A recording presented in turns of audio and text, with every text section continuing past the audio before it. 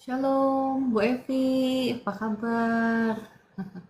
Shalom, Kakak Yuni, Kakak Mochi, dan semuanya yang baru bergabung. Mari kita berdoa. Bapa di surga, hambamu menyerahkan pelayanan ini dari awal hingga akhir ke dalam tangan pimpinanmu. Biarlah nama Tuhan saja yang dimuliakan, dan Roh Kudus tolonglah, datanglah, jamahlah, lawatlah setiap orang yang masuk lewat pelayanan ini, supaya mereka semua dapat berjumpa dengan Kristus. Yang berbeban berat ada kelegaan, yang sakit disembuhkan, yang bersedih ada sukacita, ada damai sejahtera, yang membutuhkan pertolongan ada jalan keluar, ada mukjizat Tuhan dalam nama Tuhan Yesus. Amin. Shalom Kakak Cidel, ya Kakak Cakrawala Aiwer, Kakak Keristoperijan, Kakak Kamida, Kakak Vivi, Shalom Ibu Esther, Shalom. Ada Kakak Pimping, Kakak Huta Galung, Kakak Kasna Papahan, Kakak Orlando, selamat bergabung. Kakak Wei siapa tadi ya, cepat sekali. Ya, Kakak Yuliani. Semuanya, mari kita datang kepada Tuhan, kita memuji Tuhan. Kita menunaikan pujian ini. Kecaplah dan lihatlah betapa baiknya Tuhan itu. Sungguh Bapak Ibu, kalau kita mau mengikuti jalan-jalannya, sungguh akan menikmati betapa baiknya Tuhan itu, kebaikan Tuhan yang mengejar-ngejar kita. Lord, it will change your life. Kecaplah dan lihatlah betapa baiknya Tuhan itu. Rasakan dan nikmati kasih setia Tuhan. Kecaplah dan lihatlah betapa baiknya Tuhan itu. Rasakan dan nikmati kasih setia Tuhan. Kasih setia Tuhan. Syukur bagimu Tuhan. Segala hormat bagimu Tuhan. Allah yang mengasihiku, Allah yang memeliharaku selamanya. Tertindas terkekang oleh masalah, saat prahara membangkitkan amarah, pilihan di hadapan, bingung ku rasakan. Pada kasih-Mu jawaban ku dapatkan. Hanya satu nama, hanya satu arah, berserah padanya, hanya satu cara. Ku kecapi, lalu ku resapi, kasihnya membara, begitu berapi. Kecaplah dan lihatlah betapa baiknya Tuhan itu. Rasakan dan nikmati kasih setia Tuhan. Kasih setia Tuhan. Syukur bagimu Tuhan. Segala hormat bagimu Tuhan. Allah yang mengasihiku, Allah yang memeliharaku. Syukur bagimu Tuhan. Segala hormat bagimu Tuhan. Allah yang mengasihiku, Allah yang memeliharaku. Allah yang mengasihiku, Allah yang memeliharaku selamanya. Mari Bapak Ibu kita naikkan pujian ini. Sungguh baik Tuhan itu, kecaplah dan lihatlah betapa baiknya Tuhan itu. Puji Tuhan, haleluya. Kecaplah dan lihatlah betapa baiknya Tuhan itu. rasakan dan nikmati kasih setia Tuhan. Kecaplah dan lihatlah betapa baiknya Tuhan itu. Rasakan dan nikmati kasih setia Tuhan.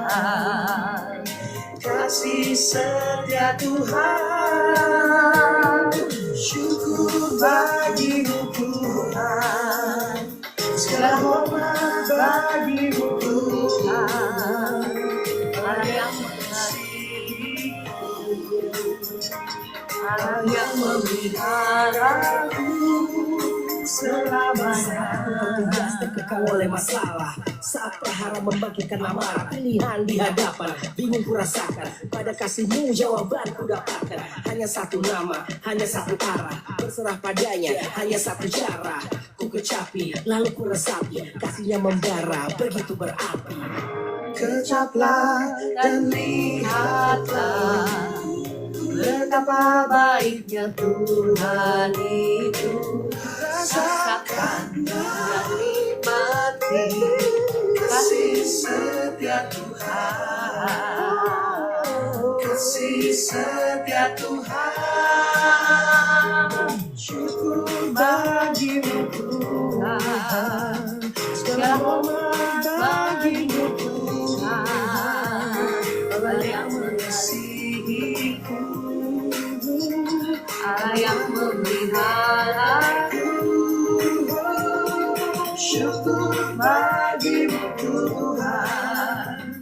Segala hormat bagimu Tuhan. Allah yang mengasihiku, Allah yang memeliharaku. Allah yang mengasihiku, Allah yang memeliharaku selamanya. Haleluya, puji Tuhan. Ya Bapak Ibu, saya merasakan banyak Bapak Ibu yang lagi mengalami kekhawatiran, ya kecemasan. Pujian saat ini mengingatkan kepada kita, jangan khawatir kalau burung di udara Tuhan pelihara. Tuhan juga pasti akan memelihara engkau dan saya. Mari kita naikkan pujian ini ya. Musim akan selalu berganti, tetapi Tuhan selalu menolong kita.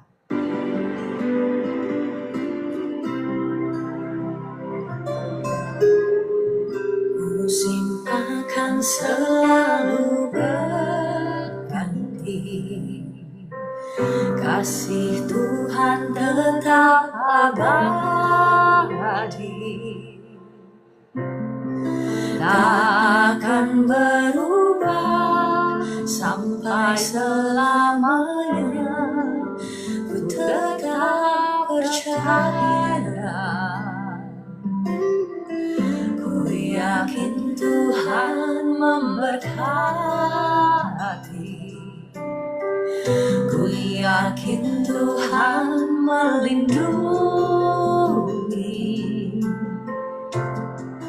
Burung di udara Tuhan pelihara karena kasih-Nya. Tuhan selalu menolongku, selalu menjagaku. Sehelai di rambutku tak akan terjatuh tanpa seizin-Mu. Tuhan selalu menolongku,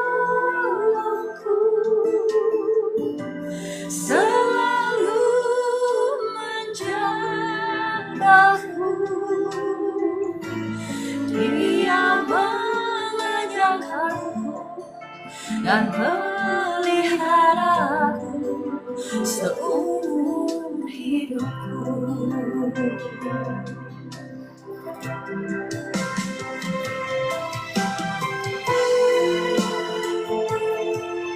Terima kasih Tuhan, Engkau tidak pernah meninggalkan kami.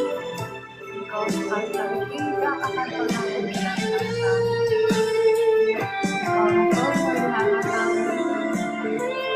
Engkau penyedia kami. Terima kasih.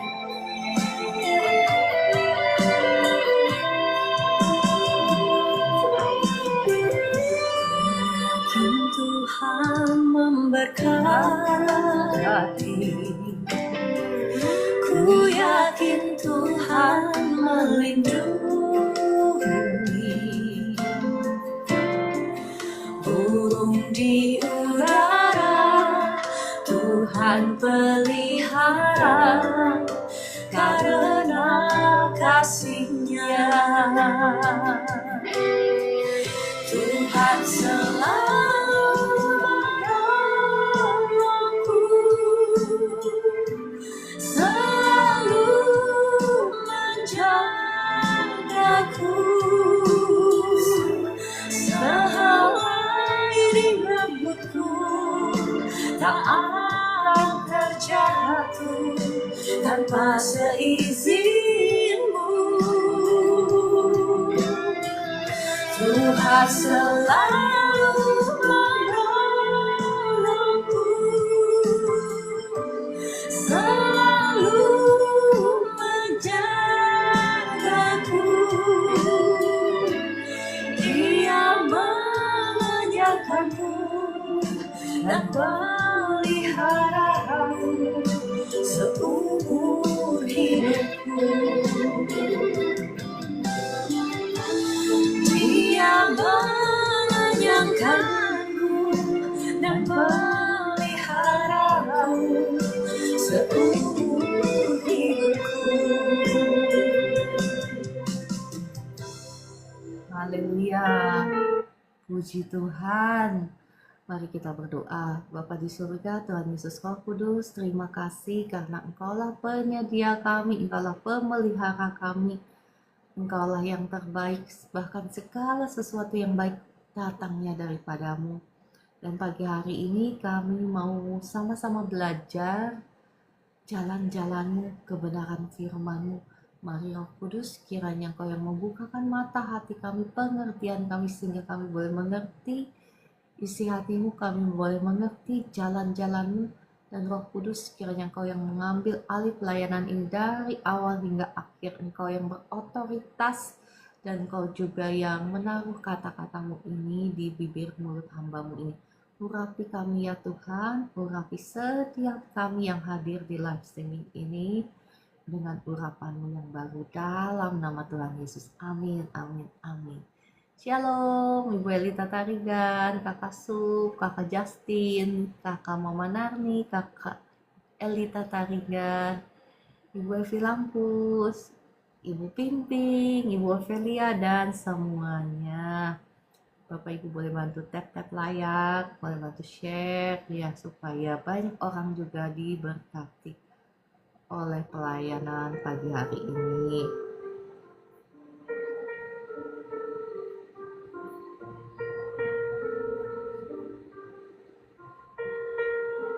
Ya, kemarin Bu Esther dan saya melayani seorang bapak ya. Nah itu dia ya, seringkali kita umat Tuhan gak paham ya bahwa ketika kita menjadi percaya itu bukan berarti otomatis segala sesuatunya ya seperti yang tertulis di firman Tuhan, kita sudah ditebus ya kan. Nah butuh kerjasama daripada kita untuk bangkit ya, untuk berdoa, untuk memastikan bahwa segala sesuatu yang sudah ditebus oleh Tuhan Yesus di kayu salib itu menjadi bagian kita. Demikian pula Bapak yang kemarin kita layani itu ya, dia memang bukan dari background Kristen, jadi dari background agama lain. Dan itu tadi, waktu dia percaya sama Tuhan Yesus ya, nggak ada yang ngejelasin bahwa ya dia harus dilepaskan dulu, dilepaskan dari kutuk-kutuk yang dahulu.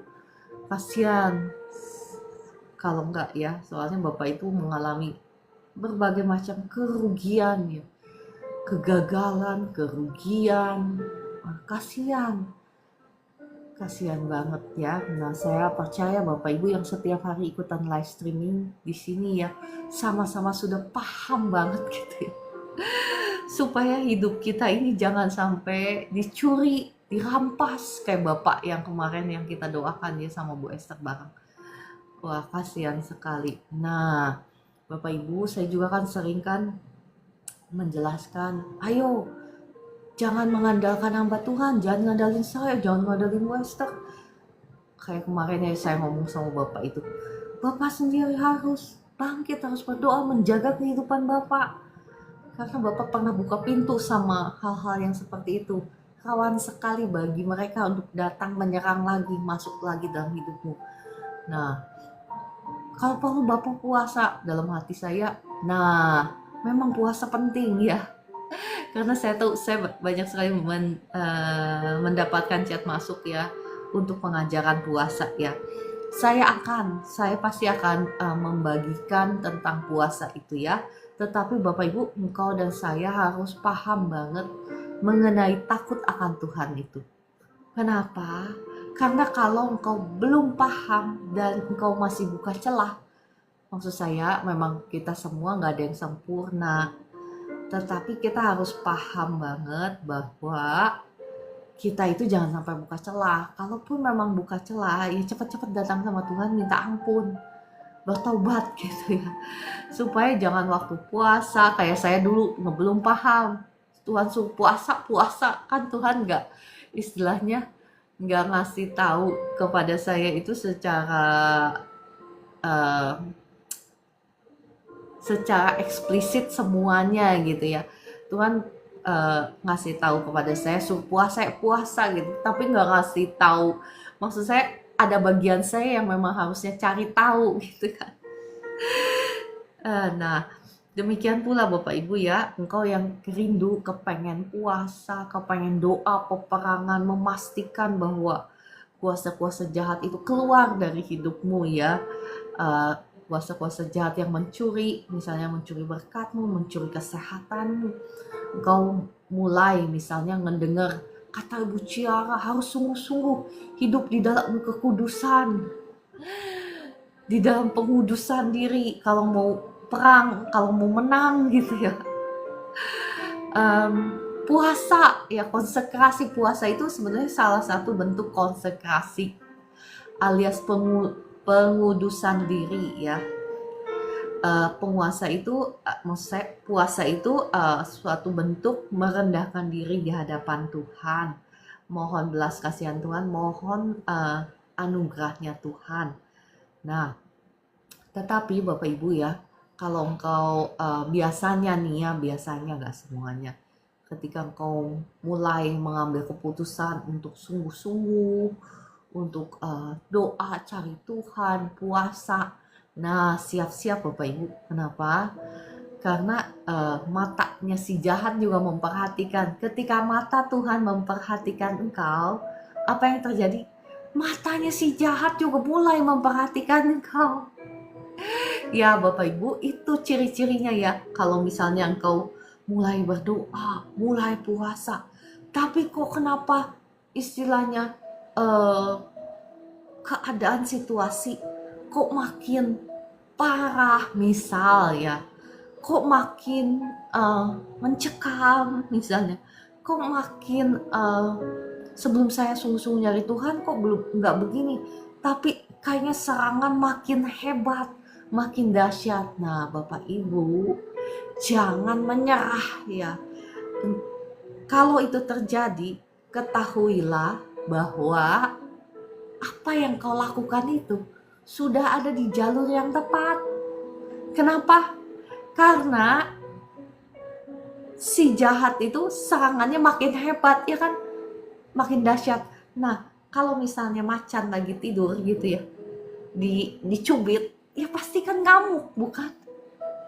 Nah, demikian pula Bapak Ibu ketika engkau sungguh-sungguh datang sama Tuhan, doa, benar-benar hidup mau di dalam kekudusan, puasa ya. Nah, jangan heran ya Bapak Ibu, jangan heran. Jangan heran kalau misalnya keadaan itu kelihatannya makin bikin kamu dan saya mau putus asa gitu. Jangan putus asa ya. Itu berarti engkau sedang melakukan yang benar. Itu berarti mata Tuhan sedang menyorot engkau, sedang memperhatikan engkau ya. Ya konsekuensinya ya seperti itu. Oke, nah Bapak Ibu yang minta saya membagikan mengenai puasa, Bapak Ibu, materi hari ini penting juga. Kenapa? Supaya engkau dan saya ini benar-benar paham. Kita ini harus hidup di dalam takut alias hormat, bukan takut gimana gitu ya. Tetapi hormat kepada firman-Nya. Itu maksudnya takut akan Tuhan itu. Menghidupi kebenaran firman Tuhan. Engkau nggak mungkin istilahnya walaupun puasa ya, pengen doa-doamu dijawab Tuhan, puasa, tetapi masih hidup di dalam dosa, atau maksud saya hidup di dalam dosa itu masih terbelenggu. Misalnya ada orang-orang yang terbelenggu oleh dosa tidur sana tidur sini, atau dosa suka lihat-lihat yang enggak gitu ya, atau dosa kebencian itu juga buka pintu Bapak Ibu untuk si kuasa jahat menyerang ya. Kemarahan itu biasanya waktu puasa itu engkau harus benar-benar jaga pikiranmu ya, jaga sikapmu, tindakanmu. Oke, saya kembali lagi ya ke topik takut akan Tuhan. Tanggung Bapak Ibu ya, kita mau selesaikan contoh-contoh di Alkitab, teladan-teladan orang-orang yang takut akan Tuhan, kesudahannya seperti apa. Orang-orang yang tidak takut akan Tuhan, kesudahannya seperti apa. Supaya kita paham banget, pilihan itu ada di tangan Anda dan saya. Bukankah seringkali kita mendengar Tuhan tidak akan sekali-kali meninggalkan kita? Ya kan? Memang betul, Tuhan tidak akan pernah meninggalkan kita karena Dia setia. Tetapi kalau kita yang ninggalin Dia, Tuhan gak akan maksa kita, bukan? Nah itu seringkali ya, mohon maaf, umat Tuhan itu hidup di dalam alam khayal. Berpikir bahwa oke, kita sudah percaya Tuhan, kita ini anaknya Tuhan loh, anaknya Tuhan. Jadi kalau kita berdosa, kita melakukan dosa, udah gitu, nggak ada konsekuensinya. Minta ampun sama Tuhan, udah hilang gitu konsekuensinya. Ya ampun, itu namanya hidup di alam khayal Bapak Ibu. Kenapa? Orang dunia aja, kalau maksud saya kita yang hidup di dunia aja, kalau kita ketahuan merampok misal, ketangkep, masuk penjara, bukan? Iya kan? Aduh ya, kadang saya itu ya begitulah ya, kadang ya kita ini dibohongin oleh si jahat, ya kan? Berpikir bahwa kita bisa melakukan dosa dan begitu aja we get away from kita bisa meloloskan diri dari konsekuensi. Ya memang kita datang pada Tuhan, kita diampuni, tetapi tetap ada konsekuensinya. Nah untuk itulah Anda dan saya harus bangkit berperang. Kenapa? Untuk memastikan bahwa apa yang Tuhan Yesus sudah bayar di atas kayu salib, Dia sudah menghapuskan dosa-dosa kita, bahkan menghapuskan kutuk dosa kita itu, kita terima di alam nyata. Kita menerimanya Bapak Ibu. Nah untuk itu Anda dan saya sama seperti Bapak yang kemarin yang kita doakan ya Bu Esther ya. Saya bilang Bapak yang harus bangkit berperang. Masa saya dan Bu Esther yang setiap hari, ya gak masalah ya, kita memang membantu mendoakan ya, memang setiap hari saya mendoakan. Tetapi Itu bagian peperangan Bapak, saya bilang, untuk memastikan kutuknya itu tidak diwariskan kepada anak cucu.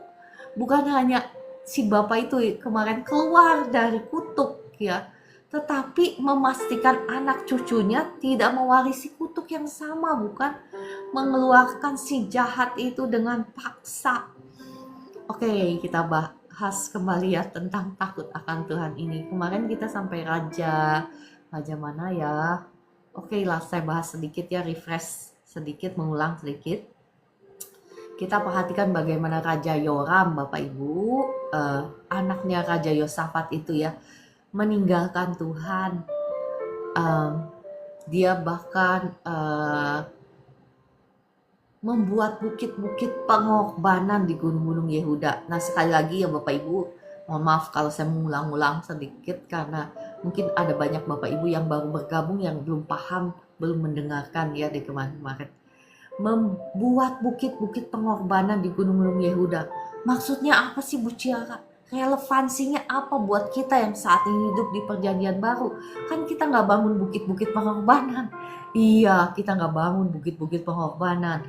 Namun ketika kita jatuh di dalam dosa yang sama untuk penyembahan dewa-dewa tertentu, berarti kita sedang menyembah dewa-dewa tersebut. Itu intinya ya Bapak Ibu. Bukan nyembah, maksudnya bangun mesbah, altar, nyembah dewa tertentu.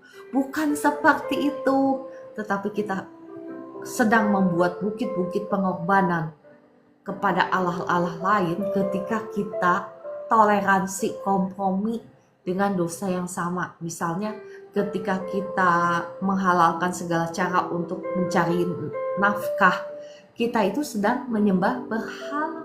Menyembah apa? Menyembah patung lembu emas, bukan? Itu kan lambang prosperity, lambang kemakmuran. Itu kita sedang menyembah dewa-dewa itu tanpa kita sadari Bapak Ibu. Dan Tuhan itu adil. Tuhan itu adil ya. Syukur kepada Tuhan bahwa Tuhan itu adil ya. Nah, hukum-hukumnya juga ada Bapak Ibu, konsekuensinya ada karena Tuhan itu adil. Bukan karena Tuhan tidak sayang kepada Anda dan saya, tapi Tuhan itu adil. Raja Yoram, perhatikan kemarin kita sudah bahas bagaimana akhirnya tulah besar Tuhan datangkan bukan hanya saja kepada Raja Yoram dan keluarganya dan anaknya, anak-anaknya, bahkan anak cucunya ya, tetapi juga kepada seluruh bangsa Yehuda. Nah, perhatikan Bapak Ibu, Anda itu ya kalau ikut siapa gitu ya, misalnya di mana engkau bergereja, kau harus mendoakan hamba Tuhan di mana engkau bergereja. Mendoakan supaya Tuhan menjaga kehidupannya, supaya hamba Tuhan di tempatmu itu jangan sampai jatuh. Dan Tuhan memberkati hamba Tuhan gembala sidangmu. Kenapa? Karena berkat Tuhan yang sama yang turun kepada gembalamu itu akan turun kepadamu. Dan juga kutukan yang sama yang misalnya Tuhan mengutuk misalnya gembala, misal gembalamu itu terbelenggu oleh dosa, satu dosa lah, entah dosa keserakahan ya, penyembahan berhala juga kan, atau dosa misalnya tidur sana tidur sini, itu diwariskan kepada jemaatnya. Makanya engkau dan saya harus rajin mendoakan gembalamu. Karena ketika engkau memberkati, sebetulnya ya, ketika engkau memberkati gembalamu, sebetulnya berkat Tuhan yang sama itu sedang mengalir kepadamu. Ya, mari Bapak Ibu, kita ini satu tubuh, dimanapun engkau digembalakan ya. Mungkin yang tidak ada satu gembala sidang yang memang sempurna gitu, nggak ada. Tetapi mari Bapak Ibu, kita mau belajar menghormati gembala yang Tuhan sudah tempatkan di gerejamu ya. Karena perhatikan bagaimana Raja Yoram ya, berbuat dosa, dia membujuk seluruh bangsa Yehuda untuk berdosa, Dan Tuhan menghukum itu bukan hanya menghukum rajanya, tetapi menghukum seluruh bangsa Yehuda. Ya, kita sudah bahas kemarin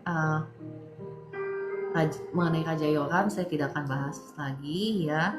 Dan kita perhatikan kemarin saya sudah bahas juga bagaimana anaknya Raja Ahazia juga mewarisi kutuk yang sama, ya kan, dan mewarisi kejahatannya Raja Yoram.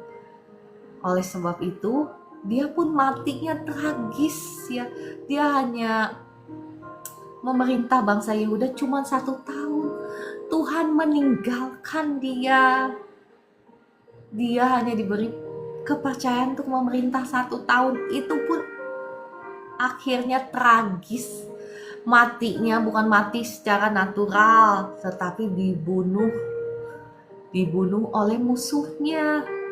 Ya, dan perhatikan Bapak Ibu, kalau udah kejahatan itu masuk ke dalam satu pribadi, maka kejahatan itu ingin menguasai bukan hanya saja satu pribadi, tetapi satu keluarga, ya kan? Bagaimana kejahatan itu mulai masuk dari Yoram, anaknya Raja Yehosafat, bukan? Karena dia salah salah menikah, memilih orang pasangan yang tidak takut akan Tuhan. Tetapi ketika dia mulai menikah, dia mulai mengkompromi dengan dosa. Perhatikan, bukan hanya saja kejahatan itu menguasai Raja Yoram dan keluarganya, tetapi juga ya kita melihat bagaimana menguasai seluruh anak cucunya. Kita melihat bagaimana ketika Ahazia, anaknya Raja Yoram itu sudah mati, maka mamanya sendiri, perhatikan, mamanya sendiri Ratu Atalia itu membunuh seluruh cucunya. Bayangkan ada seorang mama yang membunuh seluruh cucunya. Karena Atalia ini adalah keturunannya Raja Ahab. Ahab itu punya istri Isabel ya. Bahasa Inggrisnya Isabel ya. Bahasa Indonesianya saya lupa ya. Itu istilahnya ratu paling jahat gitu ya dalam sejarahnya bangsa Israel. Makanya sekarang juga sebetulnya ya dalam hidup perjanjian baru, roh yang sama, mungkin Ratu Isabel itu sudah mati ya, tetapi roh yang sama itu namanya roh jahat kan nggak mati Bapak Ibu, masih tetap bekerja dalam kehidupan orang-orang percaya. Kenapa saya bisa bilang begitu? Iya, karena kan sebetulnya Raja Ahab itu juga kan bangsa Israel, bukan? Bangsa pilihan Tuhan, bukan? Nah, itu adalah bercerita tentang Anda dan saya. Kita ini bangsa pilihannya Tuhan, bukan secara rohani, umat pilihannya Tuhan. Kalau Ratu Isabel, maksud saya roh jahat yang bekerja dalam Ratu Isabel dulu bisa bekerja dalam Ratu Isabel, maka roh jahat yang sama juga bisa bekerja di kalangan orang-orang percaya zaman sekarang. Maka perhatikan Bapak Ibu, ya mungkin kau dan saya sudah merasa, saya sudah percaya Tuhan kok, saya sudah umat Tuhan, saya sudah ditebus, saya sudah dibenarkan, bukan begitu kan? Tetapi pertanyaannya, kenapa roh jahat yang sama yang ada dalam, yang bekerja di Ratu Isabel masih bisa bekerja juga, bukan? Di kalangan orang percaya sekarang. Bentuknya apa? Bentuknya penyembahan berhala. Penyembahan berhala itu misalnya cinta akan UANG, menghalalkan segala cara untuk mendapatkan segala sesuatu yang diinginkan. Itu roh Isabel, roh pemecah belah, roh politik, itu semua ya. Rohnya Isabel masih bekerja di kalangan umat Tuhan. Nah, orang-orang percaya yang dikuasai oleh roh Isabel ini, kesudahannya juga, mohon maaf ya, kesudahannya juga sama. Karena sekali lagi, inilah jalan-jalan Tuhan yang saya bagikan kepada Bapak Ibu yang mungkin Bapak Ibu gak sering mendengar gitu ya. Kesannya menakutkan sekali. Tetapi ini adalah kebenaran Bapak Ibu. Jangan berhayal ya justru umat Tuhan banyak sekali yang hidupnya dalam alam hayal kalau menurut saya ya. Kalau menurut saya yang setuju nggak apa-apa, yang nggak setuju juga nggak apa-apa ya.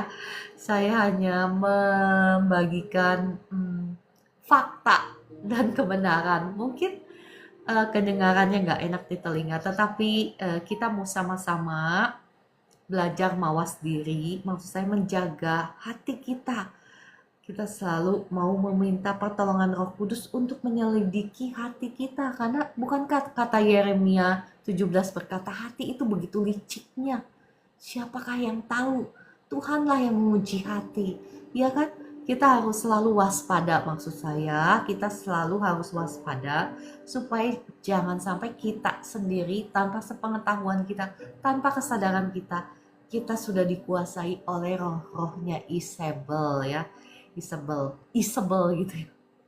Isabel banget gitu ya. Itu istrinya Raja Ahab ya. Perhatikan ibunya Raja Asia ini ya, Ratu Atalia juga mewarisi rohnya Isabel. Karena memang Ratu Atalia ini keturunan Isabel juga. Ia melakukan yang jahat di mata Tuhan, membunuh semua cucu-cucunya ya, mengambil jabatan sebagai pemimpin bangsa Yehuda. Nah, namanya kejahatan Bapak Ibu. Ketika engkau membuka pintu kepada dosa, kepada kejahatan, pokoknya gak ada deh yang akhirnya itu bakalan baik gitu, gak ada. Nah syukurnya puji Tuhan, bagi kita sekarang yang hidup di perjanjian baru, kita punya jalan keluar ya. Jalan keluarnya itu ada di dalam Kristus yang sudah mati di atas kayu salib, menghapuskan dosa-dosa kita. Namun gak otomatis, sekali lagi Bapak Ibu, gak otomatis. Butuh kerjasama Anda dan saya, butuh Anda dan saya yang sungguh-sungguh datang kepada Tuhan, minta ampun, bertobat, meninggalkan dosa-dosa itu.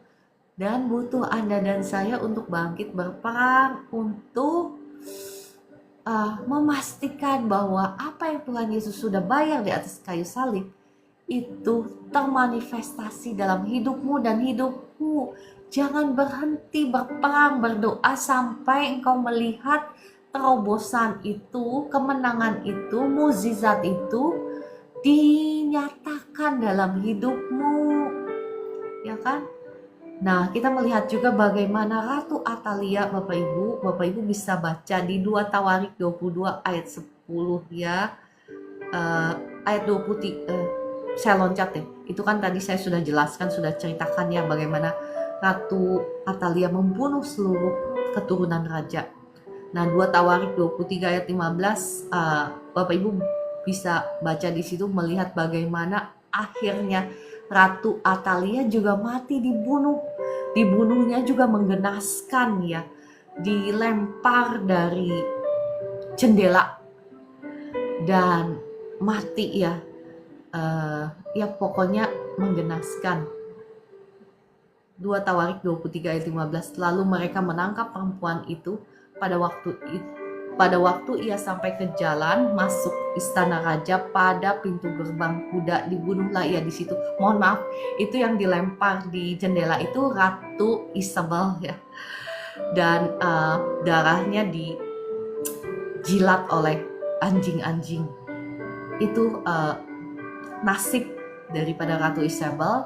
Dan Ratu Atalia juga sama, mati dibunuh ya. Dan dia pun tidak memerintah lama di pemerintahan bangsa Yehuda. Perhatikan Bapak Ibu, ketika kita mulai mentoleransi dosa ya, kompromi dengan dosa, kejahatan itu hanya membawa kepada kejahatan yang lain ya, kejahatan yang lain. Dan ujung-ujungnya itu hanya satu Bapak Ibu, entah siapapun Anda dan saya, entah engkau sudah bilang saya sudah diselamatkan, saya sudah percaya Tuhan Yesus.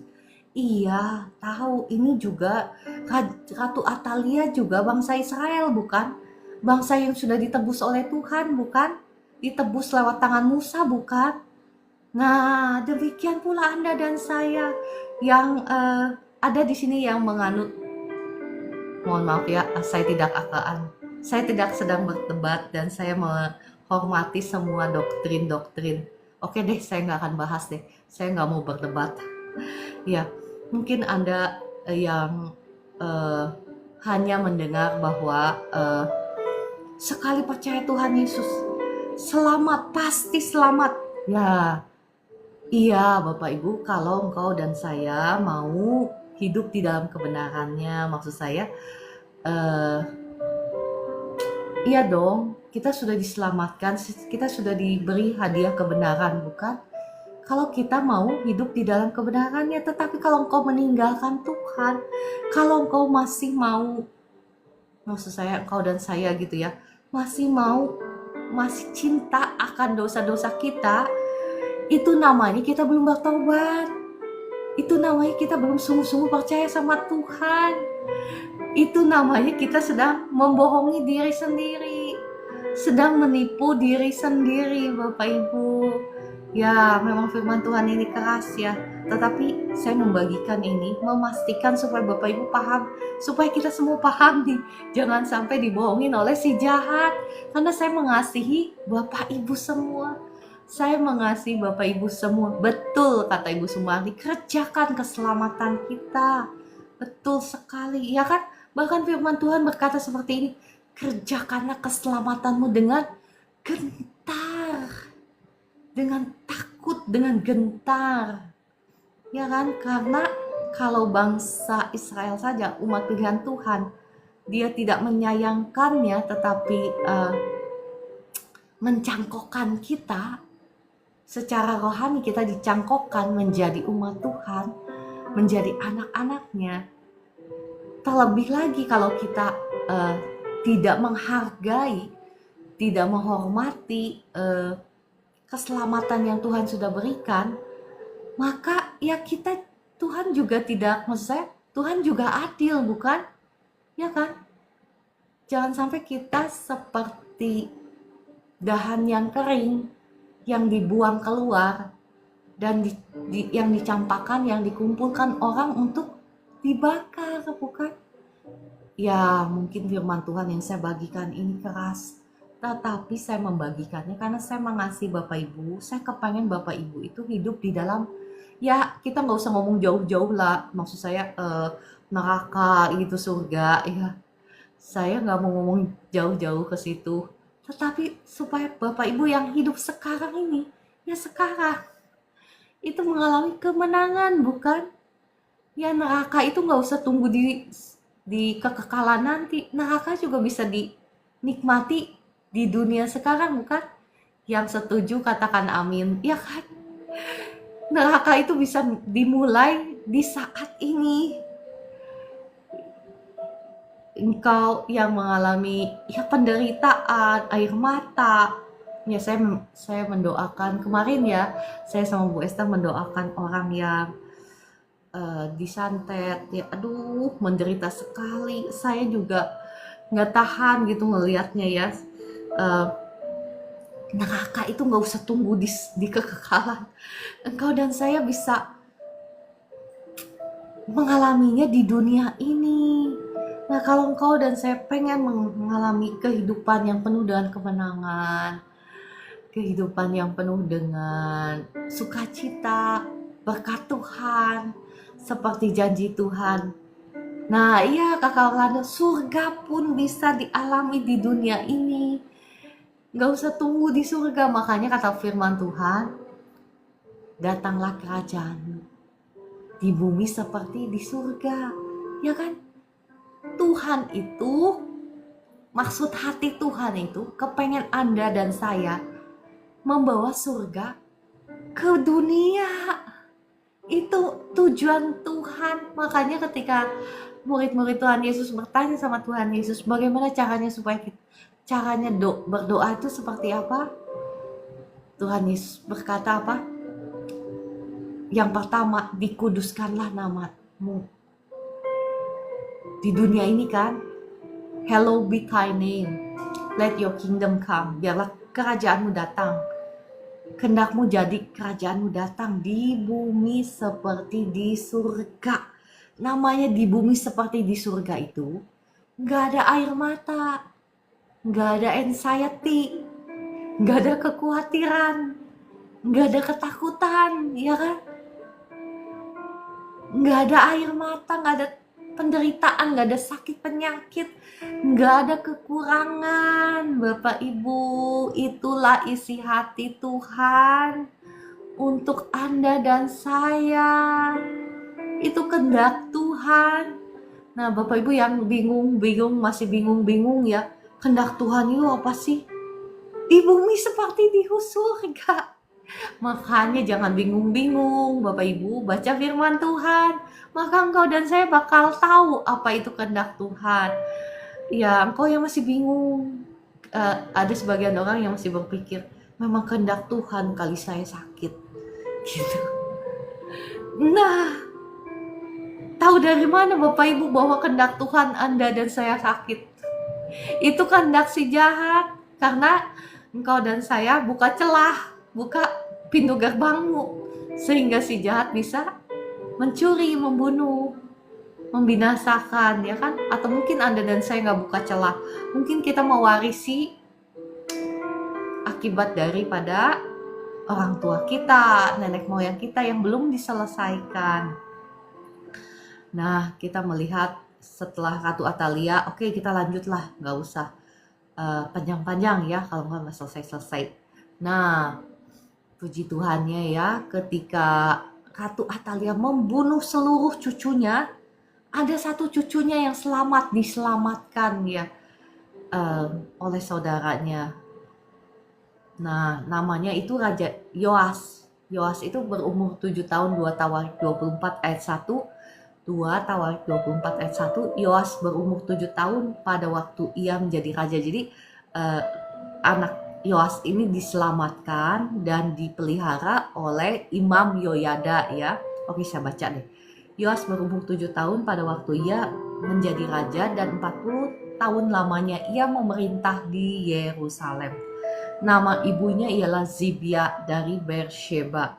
Yoas melakukan apa yang benar di mata Tuhan selama hidup Imam Yoyada. Jadi Imam Yoyada ini yang merawat Raja Yoas pada waktu kecil, diselamatkan oleh Imam Yoyada dan istrinya ya. Istrinya itu ya saudaranya Raja Yoas, istrinya Imam Yoyada itu ya.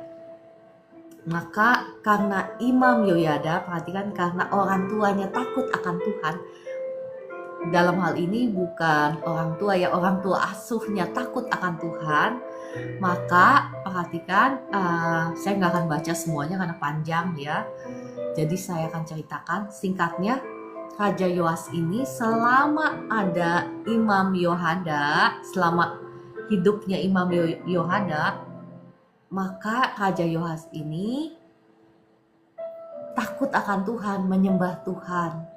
Maka selama Imam Yoyada hidup, ya Raja Yoas ini menikmati juga perlindungan Tuhan, menikmati berkat Tuhan. Nah, kenapa saya ulang-ulang ini terus ya? Walaupun saya ulang-ulang terus ya, walaupun saya mengambil kisahnya lain-lain ya kan, dari Raja Yehosafat, raja siapa gitu ya, Raja Daud, Raja Salomo. Ini hanya untuk memastikan kepada Bapak Ibu ya, untuk menekankan, menegaskan kepada kita semua bahwa selalu ada konsekuensi untuk setiap perbuatan kita, Bapak Ibu. Selalu ada konsekuensi, jangan berhayal, berpikir kita sudah diselamatkan, berpikir kita sudah percaya Tuhan Yesus, nggak ada lagi konsekuensi, bebas, hayo selamat gitu. Ya, bukankah itu yang seringkali umat Tuhan berpikir seperti itu kan? Biasanya, mohon maaf ya, mungkin bukan Bapak Ibu yang seringkali yang sudah setiap hari dengar live streaming saya, tetapi saya menjumpai banyak orang Kristen, banyak umat Tuhan yang berpikir seperti itu. Sudah gitu bingung, heran, kok hidup saya begini, kok saya mengalami penderitaan ini, penderitaan itu. Ya kan, udah gitu heran. Oke, ya. Ya, setuju Ibu Sandra. Harus mengerjakan bagian kita. Hidup di dalam kebenaran. Perhatikan 2 Tawarik 24 ayat 4 ya, saya bacakan. Kemudian Yoas bermaksud untuk membaharui rumah Tuhan. Ia mengumpulkan para imam dan orang Lewi dan berkata kepada mereka, "Pergilah kamu ke kota-kota Yehuda dan kumpulkanlah uang dari seluruh orang Israel untuk memperbaiki rumah Allahmu setiap tahun. Lakukanlah hal itu dengan segera." Tetapi orang Lewi itu tidak melakukannya dengan segera.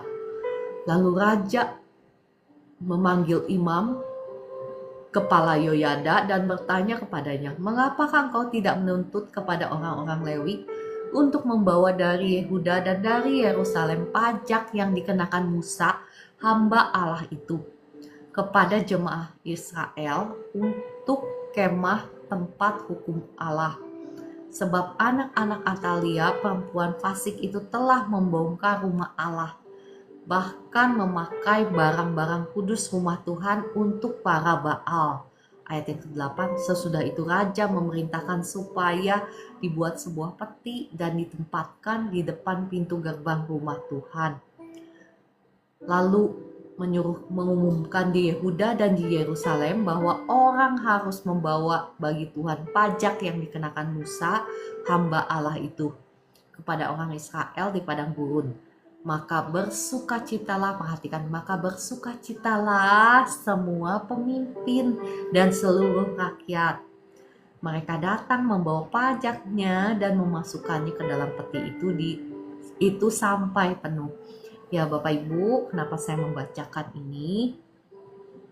Perhatikan betapa Tuhan itu sangat baik. Tuhan itu setia, sangat setia.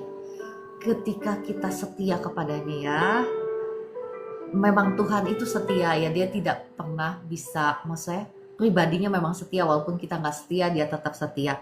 Tetapi perhatikan kenapa saya membaca perikop ini, saya melihat bahwa ya, Tuhan itu nggak pernah lupa ya dengan apa yang kita lakukan untuk Tuhan. Ya, dari segitu banyak apa yang Raja Yoas lakukan, yang dicatat oleh Tuhan itu di Alkitab, ya kan? Yang tercatat di firman Tuhan itu, apa yang Raja Yoas lakukan untuk kerajaannya. Nah, saat ini Bapak Ibu, saya nggak tahu apa pekerjaan Anda ya. Mungkin ada yang memang full time bekerja, maksud saya secara profesional ya, ada yang punya usaha, ada yang dagang dan lain sebagainya.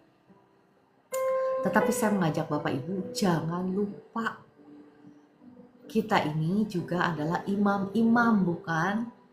Ya kan, kemarin saya sudah membagikan, kalau engkau ingin menikmati janji Tuhan, kelimpahan dari seberang lautan, kekayaan bangsa-bangsa, masih ingat saya ngomong begitu? Anda harus mau menjadi imam. Posisi imam secara rohani itu, engkau harus mau ambil. Posisi imam itu ya, membangun, sebetulnya membangun kerajaan Allah ya kan? Membangun, pertama-tama harus membangun rumah Allah dulu. Rumah Allah itu dimulai dari diri kita. Kita ini adalah baitnya Allah, bukan? Bait Allah dalam diri kita dulu yang harus kita bangun. Kita bangun dengan cara seperti apa? Bicara, ya ngomong kan gampang. Prakteknya dong, prakteknya seperti apa? Prakteknya ya yang pertama dulu ya, kegiatan keagamaan. Seperti apa? Jangan lupa berdoa, baca firman, yang basic dulu ya, yang standar. Jangan lupa memuji Tuhan. Itu adalah bagian yang tidak bisa dipisahkan bagi kita sebagai umat Tuhan ya. Sisihkan waktumu dalam setiap hari itu harus ada waktu yang kita memang persembahkan untuk Tuhan, yang memang kita korbankan untuk melayani Tuhan, ya kan? Mungkin lewat puji-pujian kita, penyembahan kita, lewat pembacaan firman, lewat doa-doa kita. Masih ingat saya pernah membagikan bahwa doa-doa kita itu seperti ukupan, seperti wangi-wangian yang naik ke surga, ya kan? Saya pernah membagikan itu ketika saya membahas tentang orang Majus yang bijaksana, ya kan? Bagaimana dia mempersembahkan emas, kemenyan, dan mur, ya kan? Kemenyan itu lambang daripada doa-doa kita yang naik ke atas, ya kan? Penyembahan orang Majus, masih ingat? Nah itu ya, yang baru gabung ya nggak apa-apa, saya jelaskan lagi ya. Mohon maaf Bapak Ibu yang setiap hari ikut live streaming kalau saya ngulang-ngulang. Ya, nah masih ingat mur itu lambang dari apa? Lambang daripada pengorbanan, ya kan? Penderitaan. Maksud saya bukan penderitaan yang sudah ditanggung oleh Tuhan Yesus di atas kayu salib, bukan. Tapi penderitaan ketika kita memilih untuk menyalibkan keinginan daging kita, ketika kita memilih untuk taat kepada Tuhan. Misalnya, ketika kita disakiti, kita punya pilihan untuk marah, ya kan? Untuk respon. Tetapi kita memilih untuk menyalibkan keinginan daging kita. Kita memilih untuk mengasihi orang yang menyakiti kita, mengampuni orang yang menyakiti kita. Nah, itu penderitaan, ya kan? Kita semua memang seharusnya menyembah Tuhan itu secara seperti itu, lewat perbuatan kita di dalam kebenaran, ya kan? Kemarin saya selalu membagikan dan menekankan ini terus-menerus gitu ya. Mungkin Bapak Ibu bosan kali. Tetapi inilah intinya, dasarnya Bapak Ibu, kalau kita mau menjadi penyembah-penyembah yang sejati, penyembah-penyembah yang berkenan kepada Tuhan adalah mereka yang menyembah di dalam roh dan kebenaran. Namanya aja kebenaran. Kebenaran itu bukan hanya di mulut, bukan? Iya kan? Nggak usah susah-susah menginterpretasi atau menerjemahkan firman Tuhan, Bapak Ibu. Sebetulnya firman Tuhan itu sangat sederhana, simpel. Ya kan? Di dalam roh. Maksudnya apa sih Bapak Ibu? Di dalam roh, ya. Yang kau dan saya harus mau hidup dipimpin oleh roh. Ya kan? Firman Tuhan berbicara hidup di dalam roh dan hidup dipimpin roh. Bapak Ibu kalau perhatikan ya Bapak Ibu, saya sedang tidak membahas itu, tetapi Bapak Ibu bisa baca sendiri di Roma 8 ya. Firman Tuhan mengajarkan ada hidup di dalam roh dan hidup dipimpin roh. Itu dua hal yang berbeda ya. Kalau baca firman itu sederhana. Ya, baca sesuai dengan apa yang tertulis, nggak usah diinterpretasikan terlalu jauh, terlalu tinggi gitu. Sederhana aja Bapak Ibu. Ya, oke, saya rasa saya tidak akan membahas terlalu banyak ya, karena sudah 45 lebih 1 menit. Dan saya juga ya beberapa hari ini tidurnya cuma 2 jam, 3 jam ya. Dan semalam puji Tuhan bisa tidur 4 jam ya. Tetapi ya masih lumayan gitu ya. Ya, oke, saya berhenti sampai di sini. Saya percaya ya firman Tuhan yang sudah sama-sama kita pelajari itu boleh mengingatkan setiap kita untuk sungguh-sungguh hidup takut akan Tuhan. Takut akan Tuhan itu apa? Hormat kepada firman-Nya, menjadi pelaku-pelaku kebenaran. Ya, mari kita berdoa. Roh Kudus, terima kasih Engkau yang sudah menaruh kata-katamu itu di bibir mulut hamba-Mu ini. Engkau juga yang sudah berbicara kepada setiap kekasih-kekasihmu yang ada di live streaming ini. Kau sudah membukakan mata hati kami dan memberikan kami pengertian. Roh Kudus, tolong setiap kami. Hamba-Mu selesai berbicara, tetapi hamba-Mu mohon kiranya Engkau terus mengingatkan setiap kami dalam setiap pilihan-pilihan yang harus kami ambil, dalam setiap keputusan-keputusan kami, dalam setiap keseharian kami. Kami mau selalu belajar untuk hidup di dalam kebenaran-Mu, hidup di dalam kekudusan, hidup di dalam takut akan Tuhan, sehingga kami tidak akan membuka celah kepada si jahat untuk mencuri, membunuh, membinasakan kehidupan kami, tetapi kami akan dibawa semakin hari semakin naik dan bukan turun, mengalami kemuliaan demi kemuliaan Tuhan, menjadi kepala dan bukan ekor, mengalami kemenangan demi kemenangan, bahkan memastikan bahwa anak cucu kami juga mewarisi berkat-berkat Tuhan dalam nama Tuhan Yesus. Amin, amin, amin. Oke, saya akan berdoa-doa berkat. Terbukalah tingkap-tingkap langit dan dicurahkanlah berkat Tuhan hari ini hingga berkelimpahan atas hidupmu, atas keluargamu, atas rumah tanggamu, atas anak cucumu, atas usahamu, pekerjaanmu.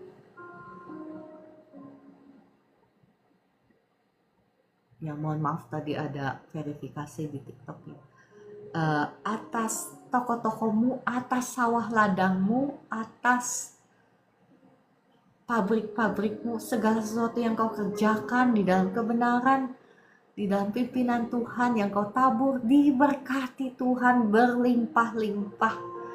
Sama halnya seperti Ishak menabur dan menuai 100 kali lipat, demikian pula kami, anak-anak keturunan Abraham, Ishak dan Yakub, kami juga akan menuai 100 kali lipat hal-hal yang baik dalam nama Tuhan Yesus. Amin, amin, amin. Yang setuju katakan amin ya. Saya ini ya pernah ketemu satu hamba Tuhan ya, ketika mendoakan, kamu punya karunia loh. Karunia apa? Pelipat gandaan, katanya. Saya bilang yes, amin ya. Sekarang pelipat gandaannya saya impartasikan kepada Bapak Ibu ya. Nah, sebetulnya sesungguhnya Bapak Ibu ya, Bapak Ibu juga bisa mempunyai karunia pelipat gandaan ini. Sederhananya kuncinya apa? Saya bagikan ya, karena saya ini mengasihi Bapak Ibu ya kan, saya janji sama Tuhan tidak ada sesuatu pun yang baik yang Tuhan kasih kepada saya ya, pengajaran, pewahyuan yang saya akan simpan sendiri. Enggak, saya enggak mau seperti itu. Jadi saya bagikan kuncinya apa Bapak Ibu, kalau kau mau juga punya karunia pelipat gandaan ini. Kuncinya apa? Jadi pelaku-pelaku firman Tuhan. Oke ya, saya akan berdoa bagi Bapak Ibu yang sedang sakit. Oke, Roh Kudus, terima kasih Engkau yang sudah hadir di tengah-tengah kami. Hamba-Mu mohon, Roh Kudus, kuasa-Mu tidak dibatasi oleh layar monitor ini. Saat ini hamba-Mu mengundang Kau, Roh Kudus, datanglah, jamahlah, lawatlah setiap anak-anak-Mu saat ini yang sedang berbeban berat, ada kelepasan, ada kelegaan, yang sedang khawatir, yang sedang cemas. Saat ini saya menghardik roh kekhawatiran, roh kecemasan, roh ketakutan, keluar semua dalam nama Tuhan Yesus. Digantikan oleh kasih Tuhan, sukacita, damai, sejahtera, surgawi, memenuhi hati Bapak Ibu semua dalam nama Tuhan Yesus. Mengalir, kasih Tuhan mengalir dalam nama Tuhan Yesus. Terima kasih Bapa di surga, terima kasih Tuhan Yesus, terima kasih Roh Kudus. Yang buntu, yang lagi putus asa, saat ini saya declare darah Yesus yang buka jalan keluar bagi engkau. Buka berkat Tuhan bagi engkau dalam nama Tuhan Yesus. Ada penyediaan Tuhan secara supernatural. Ada cara Tuhan untuk membayar hutang-hutangmu dalam nama Tuhan Yesus. Bapak Ibu terima dengan imannya. amini dan ucapkan syukur.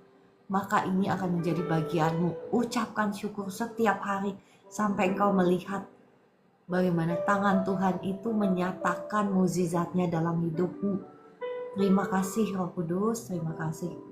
Dan saat ini juga Bapak Ibu yang lagi sakit ya, saya berdoa darah Yesus yang sudah mengampuni, menyucikan, menguduskan tubuh, jiwa, rohmu sudah menjadi milik Tuhan, menghapuskan setiap kutuk dosamu, kutuk sakit penyakitmu, kutuk kelemahan tubuhmu, sudah hancur, sudah patah dalam nama Tuhan Yesus. Kutuk nenek moyang sudah hancur, sudah patah, kutuk santet, kutuk dukun sudah hancur, sudah patah atas hidupmu saat ini. Dalam nama Tuhan Yesus, saya mengusir semua roh-roh jahat, roh sakit penyakit, roh kelemahan tubuh, roh kutuk, keluar semua dari anak-anak Tuhan yang ada di live stream ini. Keluar semua dalam nama Tuhan Yesus. Terima kasih Roh Kudus, terima kasih untuk jamahanmu, hambamu mohon mengalir lagi, mengalir terus.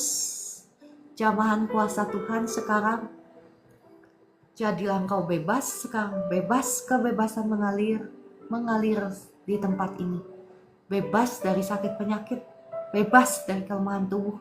Yang syarafnya kejepit, saat ini engkau lepaskan dulu pengampunan. Ya, seringkali kita ini dengan mudahnya ngaku, saya sudah mengampuni kok, tetapi masih sakit hati. Itu belum Bapak Ibu ya, belum mengampuni. Kalau engkau sungguh-sungguh mengampuni ya, sekarang lepaskan pengampunan. Dan kalau ada dosa-dosa yang belum dibereskan di hadapan Tuhan, bereskan itu, cepat-cepat minta ampun. Ya, cara membereskannya itu dengan bertobat dan minta ampun, itu ya. Maka Bapak Ibu ya, sekarang saya lepaskan kuasa Tuhan supaya nggak ada yang terhalang. Kalau engkau sudah beres, engkau sudah mengampuni ya, nikmati kesembuhan yang daripada Tuhan sekarang ya. Saya melepaskan kuasa Tuhan sekarang mengalir, menjamah Bapak Ibu semua. Sekarang engkau yang sakit kepala sembuh sekarang. Sakit kepalamu sembuh. Yang sakit di asam lambung ya, lambungmu sekarang enak. Asam lambungmu normal. Tekanan darahmu normal. Jantungmu berfungsi dengan baik. Ginjalmu berfungsi dengan baik dalam nama Tuhan Yesus. Pankreasmu juga berfungsi dengan baik, gula darahmu normal, tekanan darahmu normal, peredaran darahmu lancar. Yang sakit stroke, saya berdoa sekarang belas kasihan Tuhan turun atas Bapak Ibu semua. Saat ini kuasa Tuhan mengalir, menghidupkan kembali sel-sel syaraf yang sudah mati, dihidupkan kembali oleh kuasa Tuhan. Mengalir dalam nama Tuhan Yesus. Ya, mulai gerakan tanganmu atau kakimu yang nggak bisa digerakkan sekarang ya. Kalau hatimu itu sudah beres, nggak ada. Saya ini menyaksikan ya, walaupun pelayanan saya baru gitu ya, saya menyaksikan bagaimana banyak sekali orang yang sakit stroke itu dijamah Tuhan, disembuhkan Tuhan ya, yang nggak bisa angkat tangan, yang nggak bisa jalan, disembuhkan Tuhan. Tetapi dengan catatan itu hatinya beres dulu. Biasanya yang belum nikmati kesembuhan Tuhan secara instan itu biasanya hatinya belum beres, atau memang ada rencana Tuhan dalam orang tersebut ya. Saya pernah mendoakan orang yang sakit stroke, tangannya itu kaku, bukan ya, salah satu tangannya saya lupa, apa kedua tangannya saya lupa ya, kaku. Terus saya tanya sama Tuhan, Tuhan kenapa nggak disembuhkan itu? Dia nggak merasa apa-apa, tapi untuk yang lainnya dia sembuh, dia ringan gitu ya, kakinya semuanya ringan, tetapi hanya tangannya tok. Terus saya tanya sama Tuhan, Tuhan bilang kalau dia disembuhkan, dia akan kembali lagi ke dosanya yang lama. Oh itu ya, kalau dia kembali lagi ke dosanya yang lama, ya dia akan binasa. Sedangkan dengan sakit stroke-nya sekarang itu dia sudah diberkati Tuhan, keuangannya diberkati ya, dan lain sebagainya. Ya apalagi dengan keuangan yang melimpah, bakal balik lagi ke dosanya yang lama, yang suka tidur sana tidur sini. Oh gitu toh, ya sudah kalau gitu. Ya Bapak Ibu. Oke, saya percaya Bapak Ibu semua sudah diberkati, sudah disembuhkan ya, sudah dijamah Tuhan, puji Tuhan. Terima kasih Tuhan Yesus. Terima kasih Bapa di surga, terima kasih Roh Kudus untuk jamahanmu atas umatmu di tempat ini. Puji Tuhan. Oke, mari kita naikkan syukur kita kepada Tuhan dengan menaikkan pujian. Tadi ada request pujian dari Kakak Vivi ya. Namanya Menyenangkanmu. Lagunya. Oke.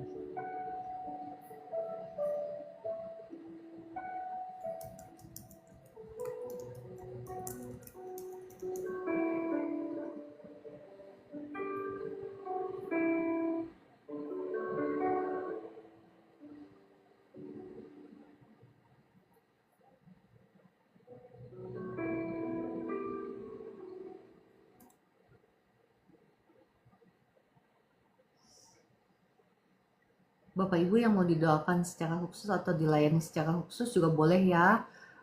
Klik tombol tamu. Saya akan melayani secara khusus. Nanti kita akan berdoa. Nah, oke, kita naikkan pujian dulu ya.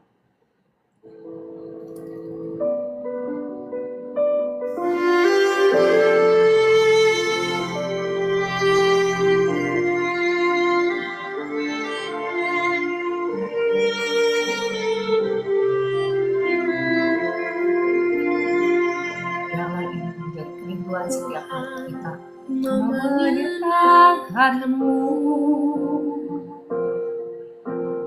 Tuhan bentuklah hati ini jadi bejana untuk hormatmu, cemerlang bagai emas murni. Tuhan, ku serahkan hatiku, semua ku berikan padamu. Kuduskan hingga tulus selalu, agar aku menyenangkanmu.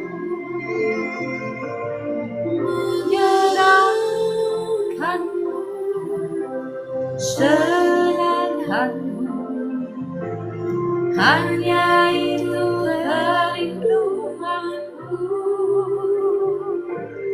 Menyenangkanmu, senangkan hatimu, hanya itu kerinduanku.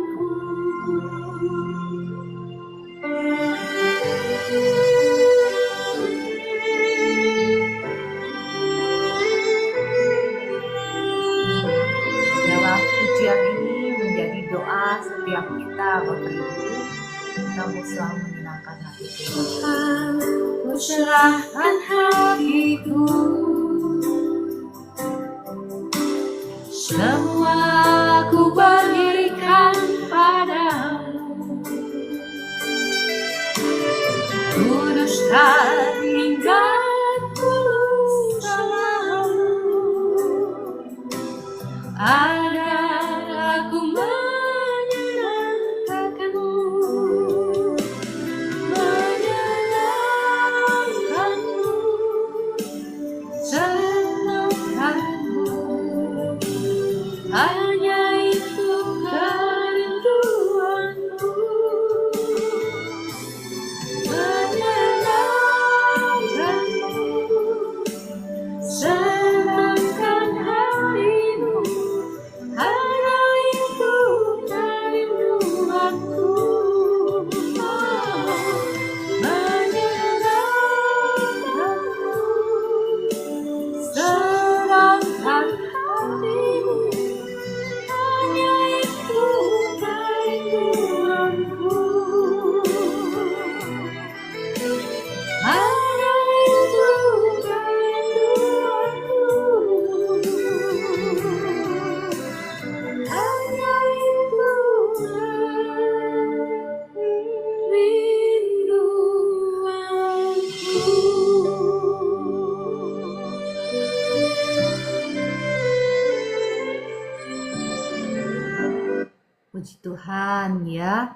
sambil saya masih memberi kesempatan bagi Bapak Ibu yang mau didoakan secara khusus, saya mau menjawab pertanyaan juga, boleh kan ya? Karena kalau panjang lebar di ketik-ketik gitu susah. Nah, Bapak Ibu, engkau ada yang mengalami pergumulan rumah tangga, pergumulan ya anak-anak, ya keluarga, Bapak Ibu, kalau Tuhan memulihkan rumah tangga saya, memulihkan anak saya, itu semua sekali lagi butuh kerjasama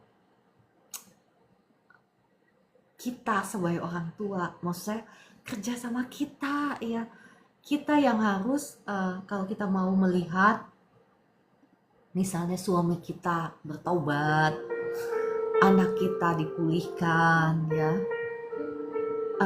kita bisa minta tolong hamba Tuhan untuk mendoakan, tetapi tugas utamanya itu adalah Anda yang bangkit berperang di pintu gerbangmu, memastikan kuasa jahat itu keluar. Nah, caranya gimana? Caranya ini sebetulnya setiap hari firman Tuhan yang saya bagikan itu adalah cara-caranya Bapak Ibu, karena takut akan Tuhan itu modal pertama dulu. Engkau nggak mungkin menang melawan peperangan dengan kuasa jahat. Misalnya ada kan yang maksud saya banyak orang yang minta ajarin saya mengenai puasa. Iya. Sebelum sampai ke situ, Anda harus tahu dulu kekudusan ya, takut akan Tuhan. Jangan sampai engkau sudah berperang, ternyata engkau buka celah, engkau nggak sadar.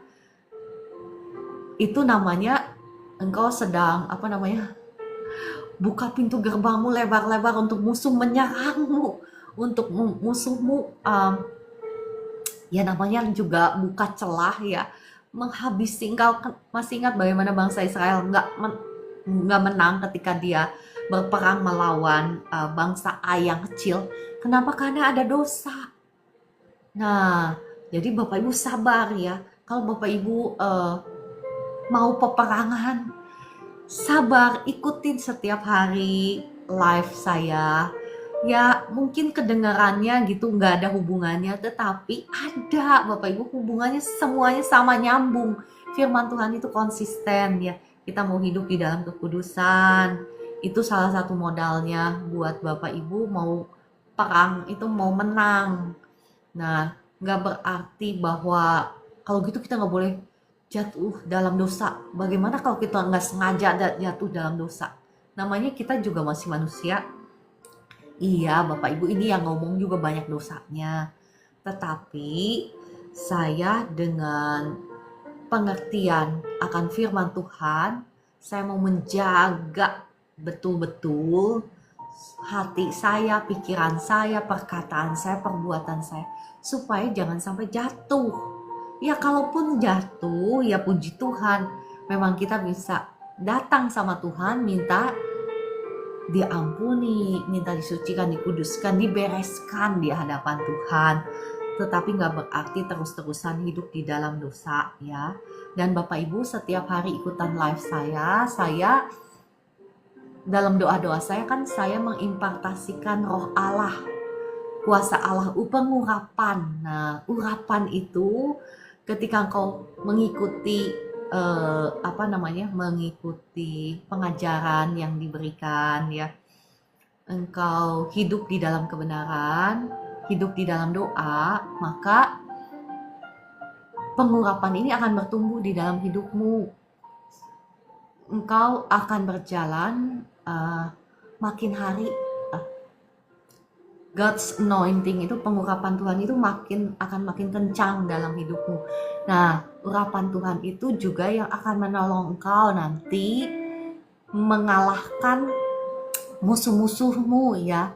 Saya ini menjawab pertanyaan-pertanyaan ya. Jadi saya tidak akan saya mencuri waktu sebentar untuk menjelaskan. Nah, Bapak Ibu sabar.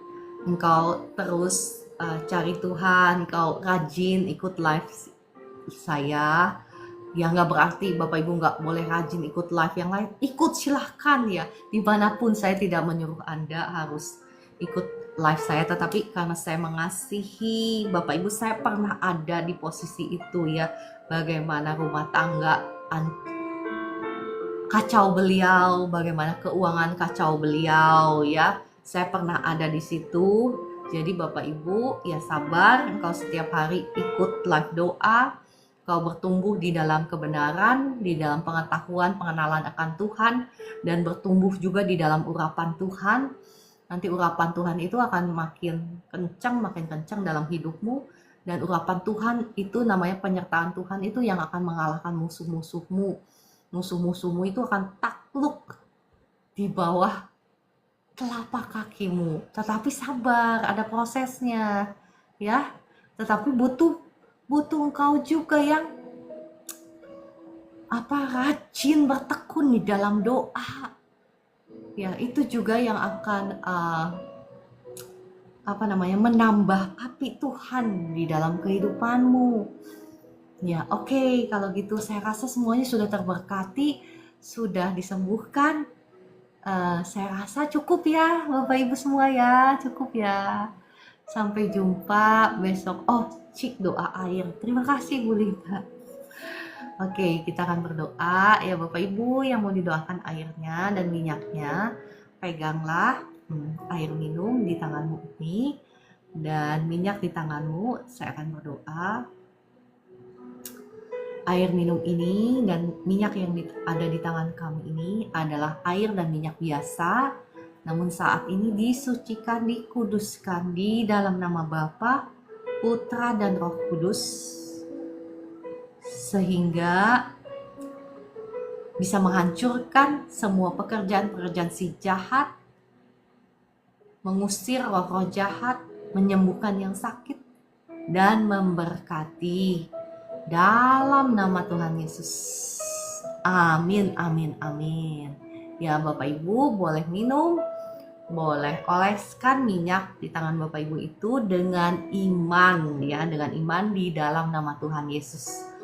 Oke, kalau begitu terima kasih sekali lagi atas kebersamaannya Bapak Ibu semua, Kakak Orlando, Kakak Dewi, Ibu Pimping, dan semuanya, Kakak Meliana. Tadi saya lihat ya ada Ibu Aida, Kakak Dewi, Ibu Cidel, Kakak Novika, Kakak Imels, Kakak Scorpio, Kakak Niko, Kakak Ibu Yuspin ya, Ibu Vera, semangat, Ibu Susana, dan semuanya. Sampai jumpa besok pukul 4 pagi. Tuhan Yesus memberkati Bapak Ibu semua. Shalom. Terima kasih Bu Esther untuk doa-doanya.